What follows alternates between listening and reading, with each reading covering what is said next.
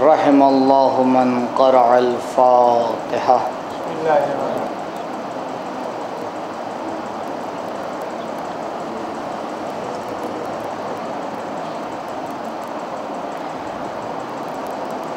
اعوذ باللہ من الشیطان الرجیم، بسم اللہ الرحمن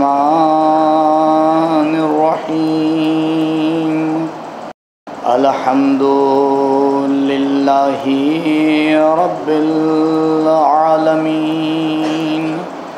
بارئ الخلائق اجمعین، باعث الانبیاء والمرسلین، والصلاة والسلام علی طٰہٰ و یاسین، حبیب الہ العالمین، شفیع المذنبین، ابی القاسم المصطفیٰ محمد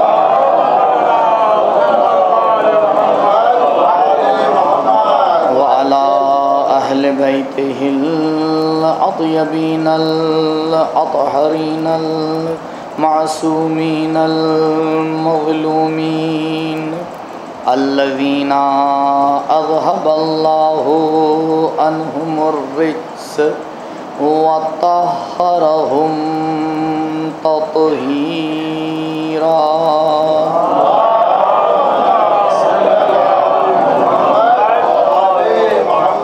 ولا سیما علی الحجۃ الثانی عشر، بقیۃ اللہ المنتظر، ولعنۃ اللہ علی اعدائہم وقتلتہم ومنکری فضائلہم ومصائبہم اجمعین، اما بعد، فقد قال اللہ الحکیم فی بیانہ الکریم، اعوذ باللہ من الشیطان الرجیم، الیوم اکملت لکم دینکم واتممت علیکم نعمتی ورضیت لکم الاسلام دینا۔ درود۔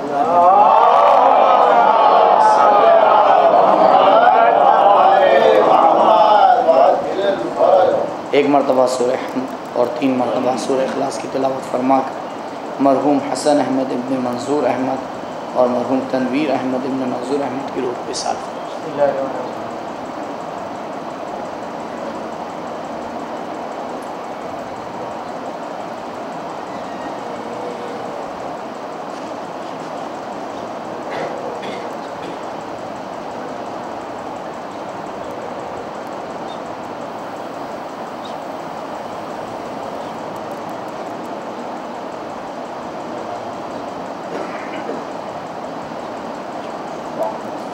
ایک مرتبہ درود محمد وعلی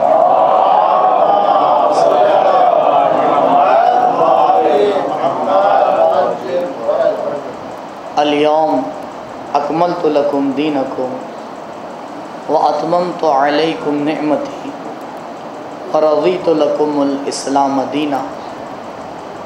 اس آیت کے ذیل میں ایک سوال جو آپ کی خدمت میں عرض کیا تھا کہ پروردگار اس آیت میں ارشاد فرما رہا ہے کہ میں اس بات پہ راضی ہو گیا کہ اسلام تمہارا دین مقرر پائے، لیکن جب دوسری طرف ہم نے دیکھا تو قرآن نے ہی ارشاد فرمایا کہ ان الدین عند اللہ الاسلام، کہ اگر پروردگار کے نزدیک کوئی دین معتبر ہے تو وہ اسلام ہے۔ تو جتنے بھی انبیاء آئے سب اسلام ہی لے کر آئے۔ جناب موسیٰ آئے، انہیں نے بھی اسلام کی دعوت دی، جناب عیسیٰ علیہ السلام آئے، انہی نے بھی اسلام کی دعوت دی۔ تو جب آدم سے لے کے جناب عیسیٰ علیہ السلام تک سب اسلام کی ہی دعوت دے رہے ہیں، تو پھر یہ کیا خصوصیت ہے کہ پروردگار یہ کہہ رہا ہے کہ اب میں راضی ہو گیا کہ تم اسلام تمہارا دین مقرر پائے۔ اگر اسلام سب ایک ہی ہے تو پھر فرق کیا ہے، اور اگر وہ ادیان کچھ اور تھے تو پھر اس کو دیکھا جائے۔ تو اس سوال کے جواب کے ذیل میں ایک مقدمہ آپ کی خدمت میں عرض کیا تھا، اور آج بس اس تمہید کو میں اپنی انتہا تک پہنچاؤں اور پھر انشاءاللہ اس کے جواب تک چلتے ہیں۔ کہ عرض کیا کہ دو چیزیں اگر ان میں آپ کو کوئی مقایسہ کرنا ہے اور آپس میں ان کو ملانا ہے اور دیکھنا ہے کہ ان دونوں میں آپس میں کیا امتیاز ہے، یہ بہتر ہے وہ بہتر ہے کیا ہے، تو کم سے کم دو شرطوں کا ہونا ضروری ہے۔ پہلی شرط یہ ہے کہ ان دونوں میں کچھ نہ کچھ فرق ہونا چاہیے، کیونکہ جب تک کہ ان دونوں میں فرق نہیں ہوگا آپ دو نہیں کہہ سکتے، کیونکہ جب تک ہلکا سا کچھ فرق آئے تب آپ کہیں گے دو۔ اسی لیے پرسوں عرض کیا تھا کہ ولو یہ 14 کے 14 نور واحد ہیں، لیکن پھر بھی ظاہری اعتبار سے کچھ نہ کچھ فرق ہے، اور اگر وہ نہ ہوتا تو پھر یہ 14 نہ ہوتے، ایک ہی ہوتے۔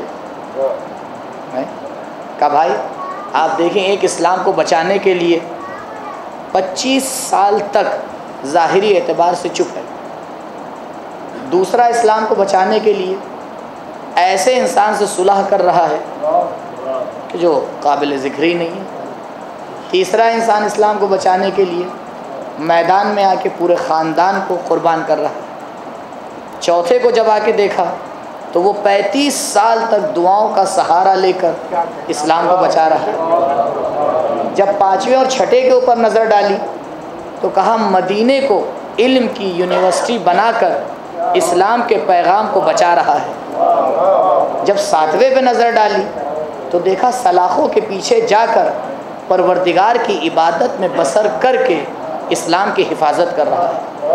جب 8ویں پہ نظر ڈالی تو دیکھا مدینے سے لے کے طوس کا سفر طے کر رہا ہے لیکن اسلام کی حفاظت کر رہا ہے۔ جب 9ویں اور 10ویں اور 11ویں پہ نظر ڈالی تو دیکھا اکثر زمانہ لشکر کے درمیان ہے لیکن اس کے باوجود بھی اسلام کی حفاظت کر رہا ہے۔ جب آخری پہ نظر ڈالی تو دیکھا گرچہ پردہ غیب میں ہے لیکن وہیں سے اسلام کی محافظت فرما رہا ہے۔ کہا دیکھو طریقہ کار الگ الگ ہے، اسی لیے تو ایک نور کو 14 پیکر میں بانٹ دیا ہے۔ اگر یہ اختلاف بھی نہ ہوتا تو پھر تم 14 نہیں کہتے، انہیں ایک ہی واحد کہتے، اور یہ حقیقت تمہیں حوض کوثر پہ نظر آئے گی۔ یہ حقیقت تمہیں حوض کوثر پہ نظر آئے گی۔ آپ دیکھیں یہ جو روایت ہے ہم اور آپ بارہا اس کو جانتے ہیں اور متفقن علیہ روایت ہے، سند کے اعتبار سے اس کی سند حدیث غدیر سے بھی زیادہ محکم ہے۔ انی تارک فیکم الثقلین کتاب اللہ و اطرتی اہل بیتی، میں تمہارے درمیان دو چیزیں چھوڑ کے جا رہا ہوں، ایک ہے قرآن اور دوسری اطرت۔ ما ان تمسکتم بہما لن تضلوا بعدی ابدا، اگر ان سے تم نے تمسک کیا، یہ عجیب تاکید ہے یعنی نبی کی، نبی یہ نہیں کہہ رہے ہیں بس صرف میں چھوڑ کے چلا جاؤں گا تم کامیاب ہو جاؤ گے، نہیں، ما ان تمسکتم بہما، تیسری شرط یہ بھی ہے کہ اگر تمہیں ہدایت پانا ہے اور کامیاب ہونا ہے تو تمسک کرنا پڑے گا، اور کسی ایک سے تمسک نہیں بلکہ دونوں سے، تاکہ بیلنس رہے۔ یہ بیلنس کب بگڑتا ہے؟ بیلنس تبھی تو بگڑتا ہے کہ آپ ترازو میں ایک طرف وزن زیادہ رکھ دیں اور دوسری طرف کم رکھیں، اور یہ عجیب سی بات ہے۔ ہم لوگ بارہا اس بات کو کہتے رہتے ہیں کہ بھائی فلاں ہیں اہل بیت سے تمسک نہیں کرتے، ٹھیک ہے، اور اگر وہ پلٹ کے یہ کہہ دے کہ آپ قرآن سے تمسک نہیں کرتے۔ دیکھیے ماہ مبارک رمضان جب آتا ہے تو آپ جانتے ہیں کہ شب قدر میں قرآن کیا ہوا ہے؟ نازل ہوا ہے۔ ہمارے معاشرے میں بھی قرآن نازل ہوتا ہے لیکن اس کے نازل ہونے کی ڈیٹ الگ ہے، وہ نازل ہوتا ہے جب رمضان کا چاند دکھائی دیتا ہے، جیسے ہی چاند دکھائی دیتا ہے تاخچے سے قرآن نازل ہوتا ہے، اور آپ سمجھتے ہیں کہ صرف نبی معراج پہ گئے تھے، قرآن بھی ہمارے معاشرے میں معراج پہ جاتا ہے، ادھر عید آتی ہے قرآن دوبارہ معراج پہ تاخچے پہ پہنچ جاتا ہے۔ تو اگر یہ کہا جائے کہ بھائی تمسک کا مطلب یہ نہیں ہے کہ آپ صرف ایک طرف کو لے لیں اور دوسرے کو چھوڑ دیں۔ جب کوئی ہمارے گھر سے جاتا ہے اگر ایسے ہی نکل گیا تو اسے واپس بلاتے ہیں، کیا ہوا؟ کہ قرآن کے نیچے سے چلے جائیے، کہ اس کا کیا ہوگا، کیا فائدہ ہوگا؟ ارے قرآن کے نیچے سے گزارا جا رہا ہے تاکہ حفاظت ہو جائے۔ الحمدللہ اتنا بھروسہ ہے قرآن پر کہ اگر کوئی نیچے سے نکل گیا تو حفاظت ہو جائے گی، لیکن ایک قدم آگے بڑھ کے سوچیں، اگر یہ قرآن دلوں میں اتر گیا تو پھر زندگی کی بھی حفاظت ہو جائے گی، آخرت کی بھی حفاظت ہو جائے گی۔ درود پڑھیں پر محمد۔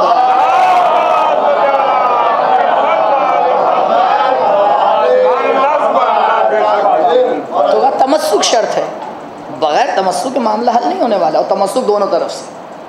تو یہ 14 ہستیاں، کبھی کچھ نہ کچھ فرق تو ہوگا تبھی تو 14 ہوئی۔ کہا دوسری شرط کیا ہے؟ کیونکہ میں ڈر رہا ہوں پھر آج جواب تک نہ پہنچوں۔ دوسری شرط کیا ہے؟ کہا دوسری شرط یہ ہے کہ دونوں میں کچھ نہ کچھ چیز سیم ہونا چاہیے، تبھی تو آپ آپس میں مقایسہ کریں گے۔ اگر بالکل ہی الگ ہیں، جسے ہماری زبان میں کہتے ہیں 36 کا آنکڑا ہے، تو کیا فائدہ؟ آپ بہت سے لوگ ابھی اس کی تفسیر بھی نہیں جانتے یہ کیوں کہا جاتا ہے، خیر اس کو بعد میں دیکھا جائے گا۔ تو اگر کوئی بھی آپس میں رابطہ نہیں ہے تب بھی مقایسہ نہیں ہو سکتا۔ آپ پتھر کا مقایسہ کرنے چلیں آسمان سے، کہیں بھائی کیا ربط ہے؟ کچھ تو آپس میں ملے تب تو مقایسہ ہوگا۔ اب سوال ہمارے سامنے یہ تھا کہ پروردگار غدیر میں آ کے یہ کہہ رہا ہے کہ ہم راضی ہوئے کہ تمہارا دین اسلام ہو جائے، لیکن جب ہم نے پلٹ کے تاریخ میں دیکھا تو دیکھا ہر نبی اسلام ہی لے کے آ رہا ہے۔ یہ بتائیے کسی نبی نے آ کے یہ کہا کہ خدا دو ہے؟ کسی نبی نے آ کے یہ کہا کہ قیامت نہیں آئے گی؟ کسی نبی نے آ کے یہ کہا کہ رسالت نہیں ہے؟ نہیں، سب نبی نے یہی کہا۔ تو اسلام بھی تو اسی کو کہتے ہیں۔ بھائی اسلام کوئی الگ چیز کا نام تھوڑی ہے، لا الہ الا اللہ اسلام۔ آخرت کے اوپر ایمان ہو، نبی کی نبوت کے اوپر ایمان ہو، کا اسی کو اسلام کہتے ہیں۔ تو تمام انبیاء اسلام لے کے آئے۔ ایک اسلام غدیر میں پروردگار آ کے کہہ رہا ہے وَرَضِيتُ لَكُمُ الْإِسْلَامَ دِينًا، میں آج راضی ہوا کہ اسلام تمہارا دین مقرر ہو۔ تو پروردگار تو اس سے پہلے راضی نہیں تھا؟ کہا دیکھو بہت سمجھنے کی بات ہے۔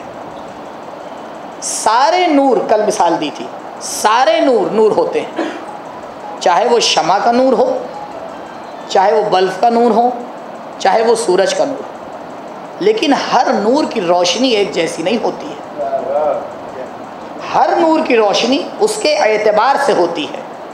کہا جناب آدم بھی اسلام لے کے آئے ہیں، جناب موسیٰ بھی اسلام لے کے آئے ہیں، جناب عیسیٰ بھی اسلام لے کے آئے ہیں، اور ایک اسلام غدیر میں بھی پیش کیا گیا ہے، لیکن تمام یہ نام کے اعتبار سے سب اسلام ہیں، لیکن حقیقت کے اعتبار سے اگر دیکھو گے تو کسی کا نور شمع کا نور ہے، کسی کا نور چاند کا نور ہے، کسی کا نور ستارے کا نور ہے، اور کسی کا نور سورج کا نور ہے۔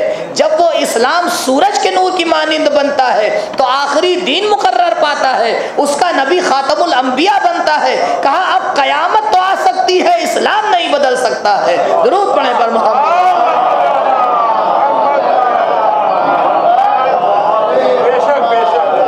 ہاں یہ وہی ہے، یہ وہی ہے، لیکن یہ وہ نہیں ہے۔ آپ کہیں گے یہ کون سی بات ہے قبلہ کہ یہ وہ ہے اور یہ وہ نہیں ہے؟ کہاں یہ وہی ہے۔ اسلام کے اعتبار سے اگر دیکھو تو یہ وہی اسلام ہے، لیکن اگر اس کی تہ میں تم جاؤ گے تو اس میں ایک بہت بڑا امتیاز ہے، اور وہ امتیاز یہ ہے کہ اب اس میں کوئی چیز نہیں بڑھنے والی۔ کیوں؟ کیونکہ اب یہ کامل ہو چکا ہے، تمام ہو چکا ہے۔ الیوم اکملت، آج ہم نے اسے کامل کر دیا ہے، اسے تکمیل کر دیا ہے۔ تو جب پروردگار نے اسے تکمیل کر دیا تو کہا اب نیا اسلام نہیں آئے گا، اس سے پہلے جو بھی ہے اس میں تبدیلی آتی رہے گی، ترقی آتی رہے گی، اصول میں نہیں، فروعات میں۔ اسی لیے کہتے ہیں کہ ہر نبی کی شریعت الگ ہوتی ہے، اصول الگ نہیں ہوا کرتے ہیں۔ کسی نبی نے آ کے اصول کو نہیں بدلا، کسی نے آ کے یہ نہیں کہا، بھی آپ کے سامنے عرض کیا کہ خدا دو ہو گئے، مثلا قیامت کا، اچھا ٹھیک ہے جناب موسیٰ کا تو ٹھیک تھا، لوگوں کو ڈرانے کے لیے قیامت تھی، اب رہن دو، کوئی ضرورت نہیں ہے، کہا نہیں، اصول نہیں تبدیل ہوتے، شریعت بدلتی ہے۔ کہا لیکن اب اتنی جامع ہم تمہیں شریعت دے رہے ہیں کہ اب شریعت میں بھی تبدیلی نہیں آئے گی، اور یہیں پر ہم اور آپ بعض جگہ لڑکھڑا جاتے ہیں۔ یہی تو روایت ہے، حلال محمد حلال الی یوم القیامہ وحرامہ حرام الی یوم القیامہ، کہ جو چیز اس شریعت میں حلال ہو گئی وہ قیامت تک کے لیے حلال ہے، اور وہ چیز جو قیامت تک کے لیے حرام ہو گئی، وہ جو چیز شریعت میں حرام ہو گئی وہ قیامت تک کے لیے حرام ہو گئی۔ لیکن سارا کا سارا مسئلہ یہ ہے کہ اسے سمجھے گا کون، کہ کون سی چیز شریعت میں حلال ہے اور کون سی چیز شریعت میں حرام ہے۔ چند چیزیں ہیں جسے ہم اور آپ بہت اچھی طرح سے جانتے ہیں کہ یہ بالکل کلیئر ہے۔ نماز واجب، آپ بتائیں اصل نماز واجب ہے، اس میں ہم کسی کی تقلید کرتے ہیں؟ اس میں تقلید نہیں ہوتی ہے، اسے کہا جاتا ہے ضروریات دین، جو دین کی ضروری چیزیں اس میں تقلید نہیں ہوتی۔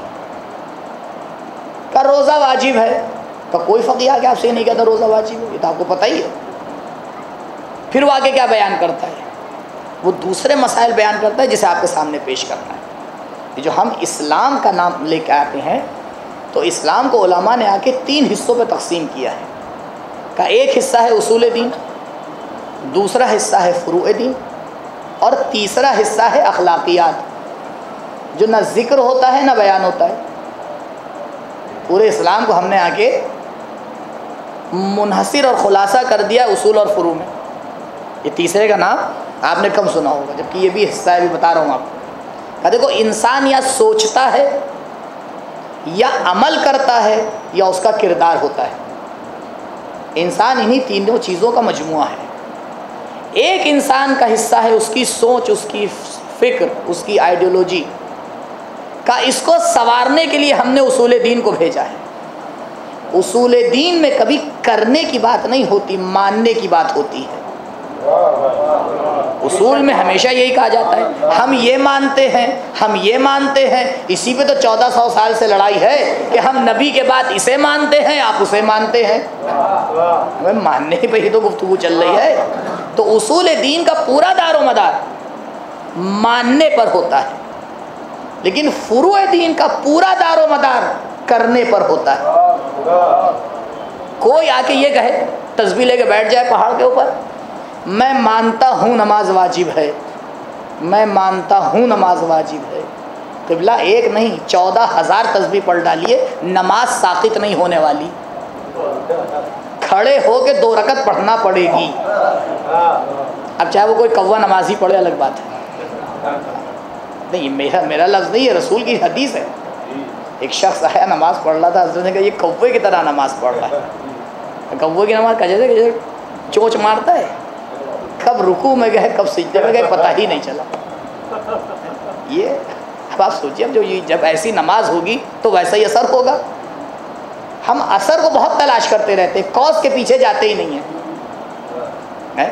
بھائی ایفیکٹ تو وہیں آئے گا جہاں کاز ہوگا، یہ تو نیچر کا قانون ہے کہ بغیر کاز کا ایفیکٹ ہو ہی نہیں سکتا۔ قرآن کیا کہہ رہا ہے؟ ان الصلاۃ تنہی عن الفحشاء والمنکر، نماز وہ ہے جو تمہیں برائیوں سے روکتی ہے۔ کہا یہ نماز کا اثر ہے، کہا یہ نماز کا اثر ہے، بھاگ دوڑ کا اثر نہیں ہے۔ تم نماز پڑھو پھر دیکھو اس کا اثر کیسے مرتب ہوتا ہے۔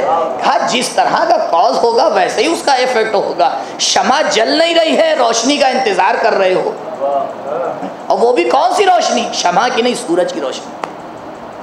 بعض اوقات جب تھوڑا سا انسان دیندار ہوتا ہے، نیا البتہ وہ جو دیندار ہے اس کی بات الگ ہے، جو نئے دیندار ہوتے ہیں تو جب وہ 2 رکعت 4 رکعت نماز پڑھتے ہیں تو فوراً نماز پڑھنے کے بعد تھوڑی دیر بعد ادھر ادھر دیکھتے ہیں، ان سے پوچھا تھا بھائی کہاں دیکھ رہے ہیں؟ کا انتظار ہے جناب جبریل ابھی تک کے نہیں آئے. توقعات اتنی زیادہ ہیں کہ بس کسی طرح سے پوری دنیا پہ قبضہ ہو جائے، اپنی نفس پہ قبضہ ہو یا نہ ہو، پوری دنیا پہ قبضہ ہو جائے. یہ بھی میرا وہ بھی میرا، قبلہ آپ ہی اپنے نہیں ہے تو پھر کیا تیرا. تو پہلے انسان تو اپنا بنے، اپنی نفس پہ تو کنٹرول ہو. کہاں بولنا ہے، کہاں چپ رہنا ہے، کسے دیکھنا ہے، کہاں نظر جھکانا ہے، کیا کھانا ہے، کس چیز کو ترک کرنا ہے، کب سونا ہے، کب جاگنا ہے، کس سے ملنا ہے، کس سے نہیں ملنا ہے. ابھی اپنی عادات پہ کنٹرول نہیں ہے، پوری دنیا کو کنٹرول کرنے کی بات چل رہی ہے. بھائی پہلے اپنی نفس پہ جو سب سے پہلے خدا نے دیا ہے، اور یہی مشکلیں سے شروع ہو جاتی ہے. اپنے گریبان کو چھوڑ کر پوری دنیا کی خبر آپ کو مل جائے گی.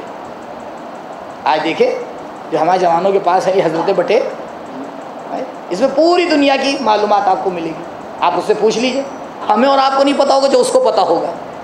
لیکن ایک بات اس کو نہیں پتا ہوگی کہ خود اس کی کمزوری کیا ہے. اسے یہ نہیں معلوم ہوگا یہ کس چیز پہ بک جائے گا. اسے یہ نہیں معلوم ہوگا کہ دین کے ہی نام پہ دین کا بیڑا غرق کر رہا ہوگا. اسے یہ نہیں پتا ہوگا. پوری دنیا کی خبر ہوگی. یہ تمہارا کیا فائدہ ہوا خبر رکھنے کا؟ پہلے اس سے تو معلومات حاصل کرو کہ تمہارے اندر ہے کیا. تو کہا فروع دین کا مطلب ہے عمل کرنا. ہم نے تقسیم کر دیا ماشاءاللہ سے، حصوں کو بانٹ لیا ہے. جیسے آفس میں نہیں ہوتے سیکٹر بنا دیا کہ اس کی ذمہ داری آپ کی، اس کی ذمہ داری آپ کی. تیسرا حصہ ہے تمہارا کردار. کہا کردار کے لیے پروردگار نے اخلاق بھیجا ہے. اب ہم نے تقسیم کر لیا ہے. کچھ معاشرے کے لوگ ہیں ان کی ذمہ داری ہوگی عقائد، پوری زندگی ان کی اسی پہ گزر جاتی ہے، صرف عقیدہ ہے اور کچھ نہیں. ایک گروہ ہے وہ بیچارہ عمل کے بارے میں اتنا کہتا ہے کہ وہ بیچارہ بدنام ہو جاتا ہے. تیسرا ہے وہ اخلاق کے پیچھے پڑا رہتا ہے. تینوں میں سے کوئی مسلمان نہیں ہے. ساری مشکل یہی ہے کہ دیکھو تینوں میں سے کوئی مسلمان نہیں ہے، ملا کے چوتھا کام کرو گے تب مسلمان بنو. کا اسلام بانٹنے کا نام نہیں ہے. اصول کو صحیح سے سمجھو، فروعات پہ صحیح سے عمل کرو، اپنے آپ کو اخلاق اور کردار کا نمونہ بناؤ. تب یہ کہنے کا حق ہے ہم علی والے ہیں. علی والا وہ نہیں ہوتا جو اسلام کو تقسیم کر دیا کرتا ہے. علی والا وہ ہوتا ہے جہاں اصول کی تاکید ہے وہیں فروع کی بھی تاکید ہے، وہیں اخلاق بھی بہترین اخلاق ہوا کرتا ہے. درود پڑھیں پر محمد.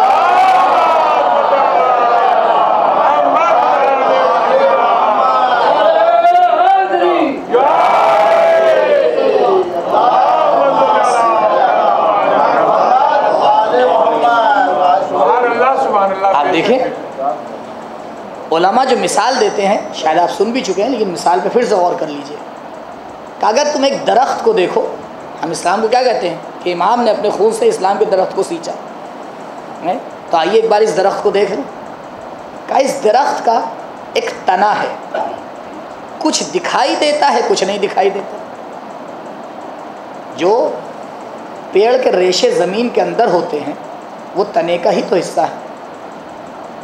اس کے بعد اس کی کچھ شاخیں ہیں اور شاخوں کے اوپر لگتے ہیں پھل. پھل تنے پہ نہیں لگتے، شاخوں پہ لگتے ہیں. کہا یہ تنا ہے اصول دین،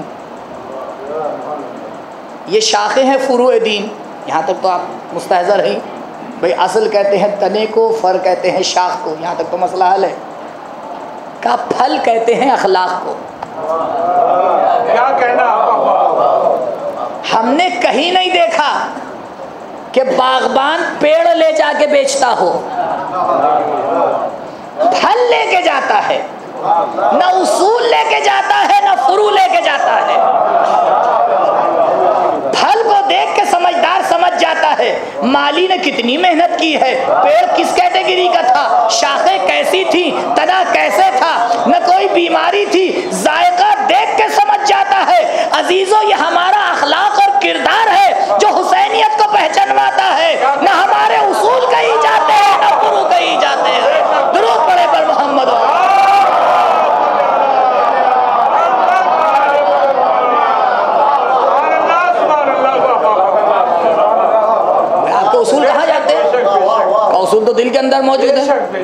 نمازوں کو کون دیکھ رہا ہے؟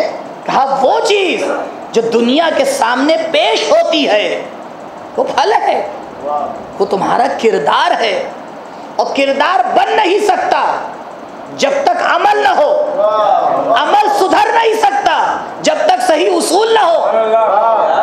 اسی لیے جب پیڑ کے اوپر پھل مرجھاتا ہے تو مالی پھل کو پانی نہیں دیتا ہے، پانی تنے میں ڈالتا ہے۔ قبلہ یہ وہاں مرجھا رہا ہے، آپ پانی یہاں ڈال رہے ہیں، کہا کنیکشن ہے، آپس میں رابطہ ہے، ٹکڑے ٹکڑے نہ کر دینا، ہاں کہ بس دل پاک ہو جائے۔ قبلہ دل ایسے ہی تھوڑی پاک ہوتا ہے، پاک کرنا پڑتا ہے، عبادت سے پاک کرنا پڑتا ہے، ریاضت سے پاک کرنا پڑتا ہے، کب تاکہ کہیں اس کے اوپر محبت اہل بیت کا پھل لگتا ہے، ایسے لگا لگایا تھوڑی آ جاتا ہے۔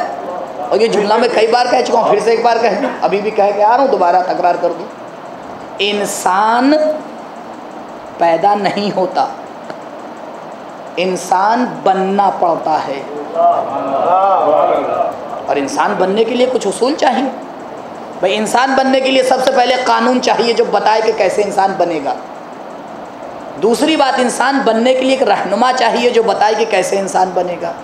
کہا دونوں تمہیں دے دیے ہیں، قرآن بھی دے دیا ہے، اہل بیت بھی دے دیا ہے، قانون بھی ایسا دے دیا ہے جو کامل ہے، کوئی اس کے اندر کمی نہیں ہے، لا رطب ولا یابس الا فی کتاب مبین۔ رہنما بھی ایسا دے دیا ہے جو بالکل قرآن کے ہم وزن ہے۔ جب یہ ہدایت کا راستہ تقسیم ہوتا ہے، جب کتاب کی صورت پاتا ہے تو قرآن کہلاتا ہے، جب انسان کی صورت پاتا ہے تو علی ابن ابی طالب کہلاتا ہے۔ درود پڑھے پر محمد۔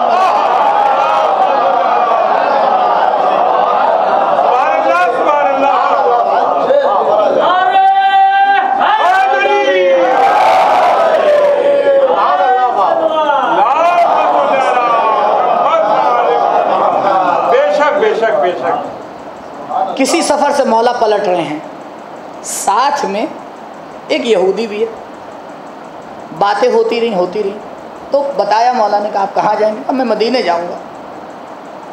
جب اس موڑ پہ پہنچے جہاں سے ایک دوسرے کو الگ ہونا تھا، وہ نہیں پہچانتا تھا یہ کون ہے، ایک انسان ہے، دو مسافر ہیں، آپس میں مل لیے ہیں۔ جب اس موڑ پہ پہنچے تب اس کو تو یہی تھا کہ یہ اپنے راستے، ہم اپنے راستے، تو مولا اس کے ساتھ چند قدم آگے چلے۔ اب بھائی آپ نے تو فوراً، ہم لوگ کا مزاج ہوتا ہے، یہ دیکھیے بیوقوف بنا رہے تھے، جانا کہیں تھا، جا کہیں اور رہے۔ جب چند قدم چلے تو اس نے پوچھ لیا کہ بھائی آپ تو کہہ رہے تھے کہ آپ کو مدینے جانا ہے، یا آپ ہمارے ساتھ؟ یہ نہیں کہا میں، کہا میرے نبی نے کہا ہے، میرے نبی نے کہا ہے کہ جب کسی کے ساتھ سفر کرو تو چند قدم اس کا ساتھ دو، تاکہ اس کو یہ احساس نہ ہو کہ ایک دم سے ہم سے الگ ہو گئے۔ عزیزوں، یہ اصول دین میں ہے یا فروع دین میں؟ بتائیے، یہ کس اصول میں آپ نے پڑھا ہے اور کس فروع میں آپ نے پڑھا ہے؟ کہا یہ اصول اور فروع نہیں ہے، یہ اصول اور فروع کا نچوڑ ہے، یہ نتیجہ ہے اصول اور فروع کا۔ اگر اصول اچھے ہوتے ہیں، فروع اچھے ہوتے ہیں، تو نتیجہ اخلاق علی ابن ابی طالب بن کے نکلتا ہے۔ صرف ایک کردار سے کہا اچھا آپ کے نبی نے ایسا کیا، تو آپ کا دین کیسا ہوگا؟ دین کو بتایا، دین بدل لیا۔ کہا اتنی سی بات پہ؟ کہا میں نے پھل دیکھا تھا، میں نے پھل کا مزہ چکھا تھا، میں سمجھ گیا کہ اتنا ذائقے دار پھل جس پیڑ پہ لگا ہوگا اس کے اصول کیسے ہوں گے، فروع کیسے ہوں گے، اس کے اصول کیسے ہوں گے، فروع کیسے ہوں گے۔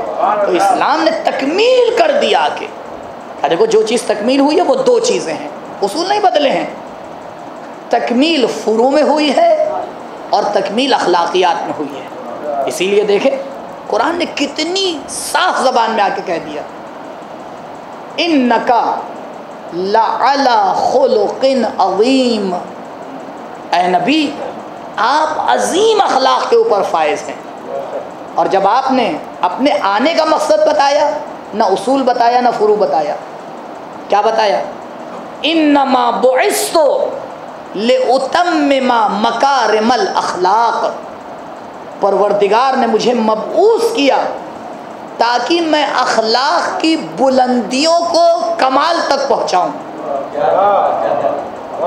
تو یا رسول اللہ پھر یہ آپ قرآن لے کے آ رہے ہیں، اتنی تبلیغ کر رہے ہیں، یہ سب اس کا کیا ہوگا؟ کہ اگر اس کا نتیجہ وہ نہ ہوا تو کچھ نہ ہوا،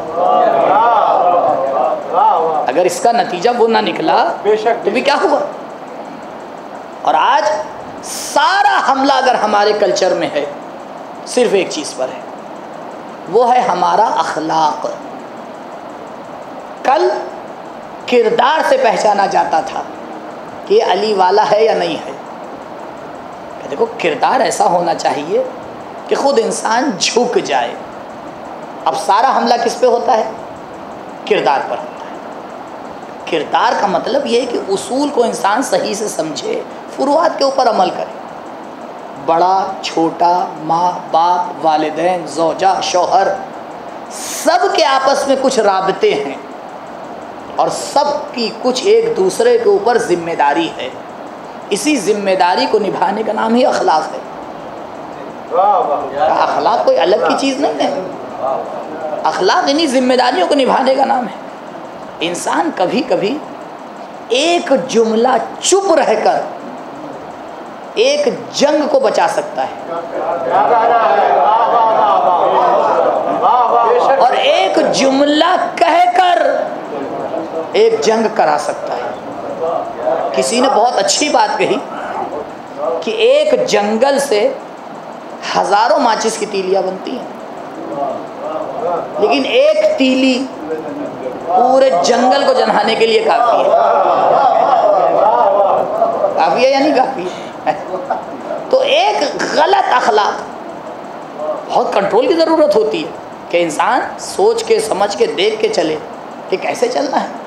کہ قبلہ ہمارا عقیدہ ان کے عقیدے سے نہیں ملتا، اچھا ٹھیک ہے نہیں ملتا، چلیے مان لیا، پہلے تو یہ جملہ ہی غلط۔ کیا دونوں کی توحید الگ ہو گئی ہے؟ کیا دونوں کی رسالت الگ ہو گئی ہے؟ وہ الگ محمد مصطفیٰ کو مانتے، وہ کوئی اور محمد کو مانتے ہیں، تو کیا دونوں کی توحید الگ ہے، رسالت الگ ہے، قیامت پہ ایمان الگ ہے؟ دیکھیے ہمیں کہاں لا کے کھڑا کر دیا گیا ہے۔ میں نے عرض کیا جب دو چیزوں میں مقایسہ کیا جائے تو دیکھیے کتنے میں مل رہے ہیں، کتنے میں الگ ہو رہے ہیں۔ یہ جہاں جہاں کہا جاتا ہے کہ ہم آپس میں نہیں مل رہے ہیں، ایک بار ذرا سکون سے بیٹھ کے لکھنا شروع کریں کہ کتنی چیزوں میں مل رہے ہیں۔ خدا کی قسم 1000 چیزوں میں مل رہے ہوں گے، ایک چیز میں اختلاف ہوگا، لیکن شیطان اسی ایک کو اتنا ڈارک کر دیتا ہے کہ وہ ہزاروں مدھم پڑ جاتے ہیں۔ اس 1000 کو نہیں دیکھا جاتا ہے، اس ایک کو دیکھا جاتا ہے۔ اس 1000 پہ اتفاق نہیں ہوتا ہے، اس ایک پہ لڑا جاتا ہے۔ یہ دشمن نہیں ہے تو اور کیا ہے؟ ابھی تک تم اس بات کو نہیں سمجھ پائے؟ اگلا فلاں مسئلے میں آپ دیکھیں اصول دین پورے ایک، فروع دین میں سب ایک چھوٹے سے مسئلے میں آ کے اختلاف نظر ہو جاتی ہے۔ مثال کے طور پر ہم ایسے کرتے ہیں اور آپ ایسے کرتے ہیں، کہ چلیے ٹھیک ہے مان لیا آپ ایسے کرتے ہیں ہم ایسے کرتے ہیں، اب ذرا دیکھیں کس کس میں ہم اور آپ ملتے ہیں۔ شروع کریے بھائی قبلہ، آپ بھی حیوانوں کی قسم سے، ہم بھی حیوانوں کی قسم سے۔ اگر آپ نے اپنے آپ کو تھوڑا انسان بنا لیا ہے تو اس نے بھی اپنے آپ کو تھوڑا انسان بنا لیا ہے۔ غور کیجئے گا، انسان بنایا جاتا ہے، بہت سخت کام ہے، ایسا ہی ہر کوئی انسان نہیں بن جاتا۔ بالکل کوڑا کاغذ آتا ہے، کچھ نہیں لکھا ہوا ہے۔ اللہ اخرجکم من بطون امہاتکم لا تعلمون شیئا۔ عربی گرامر کی نزاکت سے آپ واقف ہوتے تو اس کا ترجمہ ہی ہوتا ہے کچھ بھی نہیں جانتے تھے، کچھ بھی نہیں، بالکل کورے ہے۔ لا تعلمون شیئا نکرہ ہے نفی کے بعد، پھر کیا تھا تمہارے پاس؟ وجعل لکم السمع والابصار والافئدہ۔ 3 تمہیں طاقتیں دی پروردگار نے۔ پہلی طاقت سننے کی، دوسری طاقت دیکھنے کی، تیسری طاقت سمجھنے کی۔ کہ پروردگار سمجھنا تو سب سے اہم ہے؟ کہ نہیں، جیسے جیسے سینس ایکٹیو ہوتا ہے وہ اسی ترتیب سے ذکر کیا ہے۔ سب سے پہلے بچہ سننا شروع کرتا ہے اور سب سے بعد میں سننے کی طاقت جاتی ہے. تبھی تو قبر میں لٹانے کے بعد بھی کہتے ہیں اسما افہم، نہیں کہتے افہم اسما، نہیں کہتے سمجھ لے سن لے، کہتے سن لے سمجھ لے. تو عزیزو سننا پہلے ہے، سمجھنا بعد میں ہے. بھائی جب سننے کو ہی تیار نہیں ہوگے تو سمجھو گے کہاں پر؟ ہم تو فلاں کی مجلس میں جاتے ہی نہیں ہے، تو بھائی جب سنو گے نہیں تو سمجھو گے کہاں سے؟ بے شک بے شک. پہلے سننے کے لیے 2 عدد جو کان ہیں اس کو تیار کرو. 2 عقل نہیں، عقل ایک ہی ہے. کا سننا ڈبل ہے، سوچنا سنگل ہے. 2 کان دیے، پہلے سنو تو. وَجَعَلَ لَكُمُ السَّمْعَ، اس کے بعد جیسے اس دنیا میں آتے آنکھ کھلتی ہے. کان پہلے کھل چکے ہیں، غور کیجئے گا، کان پیٹ میں کھل چکے ہیں تو کان کھل گئے ہیں نا. اچھا تو جو آواز وہ سنے گا ویسے ہی تو تربیت ہوگی. بے شک.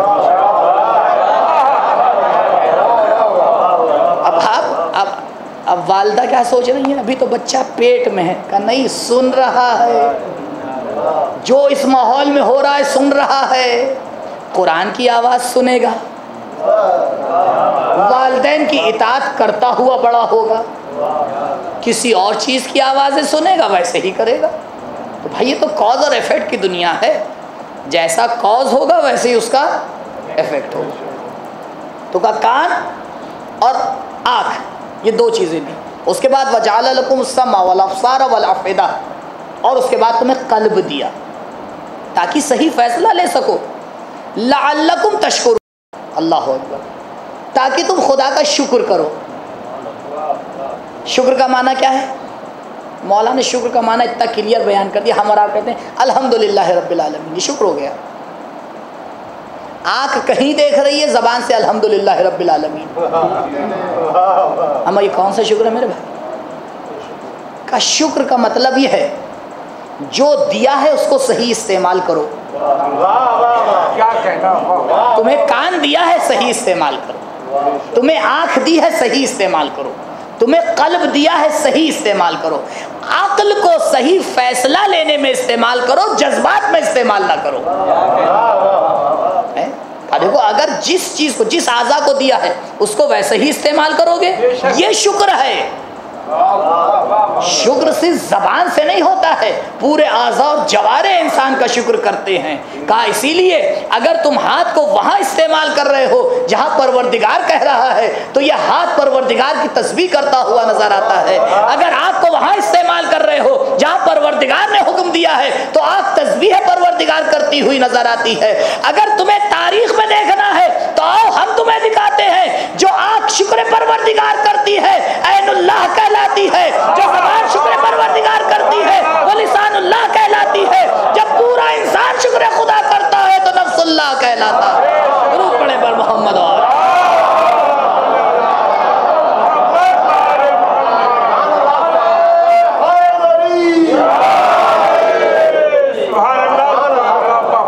جو چیز بے شک غور کرنا ہے وہ شریعت ہے اور اخلاقیات ہیں. شریعت کا پروردگار، دنیا تو چینج ہوتی جا رہی ہے.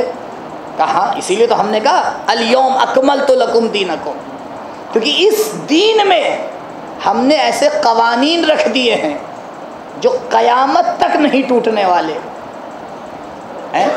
دیکھیے آپ میتھس میں کیا کرتے ہیں، سیدھی سی بات، اگر آپ کو کوئی سوال دیا جاتا ہے تو آپ کے پاس ایک فارمولہ ہوتا ہے، آپ اس فارمولے سے آ کے میچ کر کے آپ جواب کو تلاش کر لیتے ہیں. بدلتا کیا ہے؟ فارمولہ تو نہیں بدلتا. کیا بدلتا ہے؟ ہمارے سوالات. 20 آپ سوال کریں گے ایک ہی فارمولے سے جواب دے دیا جائے گا ہے. یہ فارمولہ غدیر میں آیا ہے کہ اب دین نہیں بدلے گا، فارمولہ ایک ہے. لیکن یہ بتائیے اگر کسی انگوٹھا ٹیک کے آگے میں سوال بھی دے دوں اور فارمولہ بھی رکھ دوں، سمجھ پائے گا؟ نہیں سمجھ پائے گا نا. اچھا بہت بہترین آرٹسٹ ہے لیکن میتھ نہیں جانتا، حل کر پائے گا. بہت اچھا ڈاکٹر ہے لیکن ڈرائنگ نہیں بنا پاتا، کر پائے گا؟ نہیں کر پائے گا. کیوں؟ کیونکہ ہر آرٹ کا اپنا ایک شعبہ ہوتا ہے. اسی لیے دنیا کا طریقہ یہ ہے کہ ایک دوسرے کے شعبے میں اچھل کود مت مچاؤ. قبلہ آج تو دنیا اتنا سمجھ گئی ہے، یونیورسٹی میں بھی ڈپارٹمنٹ بنا دیے جاتے ہیں. کبھی بھی سائنس والے تھائیولوجی میں نہیں کودتے ہیں. بھیا وہ ہمارا ڈپارٹمنٹ ہے یا آپ کا ڈپارٹمنٹ؟ اچھا اس کو ضرورت ہوتی ہے تو وہ کیا کرتا ہے؟ وہ خود اپنی آپ میں آقا ہے لیکن یہاں غلام بنتا ہے، کہتا ہے یہ تمہارا شعبہ ہے. یہ بھی اپنے شعبے میں آقا ہے لیکن جب اس کی ضرورت پڑتی ہے. بھائی فارسی میں ایک سائنس کا آرٹیکل آ گیا اور سائنس کے شعبے میں تو جائے گا وہ، کیونکہ بھائی سائنس کے ٹاپک کے اوپر ہے. اب انہیں نے ہاتھ میں لیا، پتہ نہیں یوں پکڑنا ہے یوں پکڑنا ہے. تو فارسی سائنس سے کیا ربط ہے میرے بھائی؟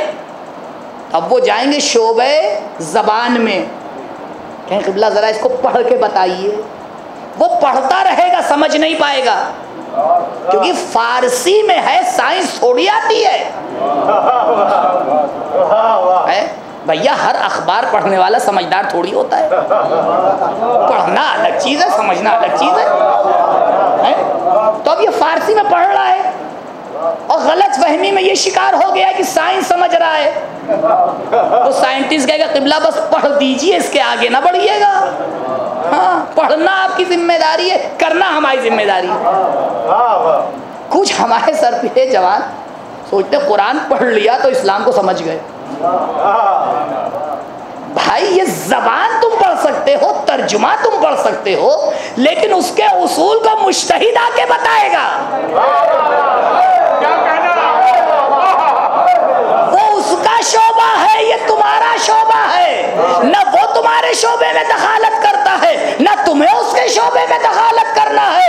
یہ اسلام علوی اور محمدی ہے. اگر اس کو بگاڑو گے نہ دنیا میں جواب دے پاؤ گے نہ آخرت میں جواب دے پاؤ گے. درود پڑے گا محمد.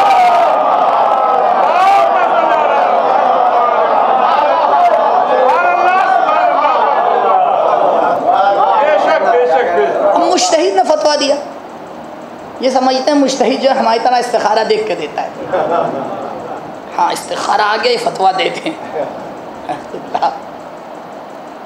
ایک ضرورت ہے کہ باقاعدہ پریزنٹیشن کے اوپر پوری پبلک کو بلایا جائے اور اس کو دکھایا جائے فقیہ کیسے بنتا ہے. آپ کو پتہ ہے پہلے انسان بنتا ہے پھر فقیہ بنتا ہے. یہاں بھی انسان بننے ہی کے خطرے ہیں. فتویٰ آیا فوراً صاحب ہماری سمجھ میں نہیں آیا تو ہم تو ایک ہی جملہ کہتے ہیں، ہم آپ کی سمجھ میں آ جاتا تو آپ یہاں پھر تھوڑی رہے ہوتے، پھر تو آپ مجتہد ہوتے ہم مقلد ہوتے. کتنی سیدھی سی بات ہے. آپ دیکھیں کہاں تک دشمن ہمیں لے آیا ہے. یعنی وہ باتیں جو 2 اور 2 4 والی ہیں وہاں ہم کو الجھا دیا ہے. صرف ایک بات ہے کہ جب تب تک آپ اس میں الجھے رہیں گے ترقی کر ہی نہیں سکتے. وہ کبوتر کب اڑ پاتا ہے کہ جس کے پیر شکاری کے جال میں الجھ چکے ہوں. کہ قوم کو اسی سب میں الجھا دو، قوم کو اسی سب میں الجھا دو، اسی میں لگی رہی اور لگے گا یہ بڑی ترقی کر رہے ہیں. یہ بھی ایک غلط فہمی ہے. قبلہ پر مارنا اڑنا نہیں ہوتا. اگر کبوتر جال میں پھنسا ہوا ہے تو جتنا پر مارتا ہو تو پھنستا چلا جاتا ہے. ہر پر مارنا اڑنا نہیں ہوتا ہے. پہلے صراط مستقیم کو سمجھنا پڑتا ہے، پروں کو اور پیروں کو آزاد کرنا پڑتا ہے. جب ہوائے نفس سے یہ قلب آزاد ہو جاتا ہے، قرآن اور اہل بیت کے پر اپناتا ہے، صراط مستقیم پہ ڈائریکشن لیتا ہے، تب اڑتا ہے، تب کمال تک جاتا ہے. درود پڑے گا محمد و آل محمد.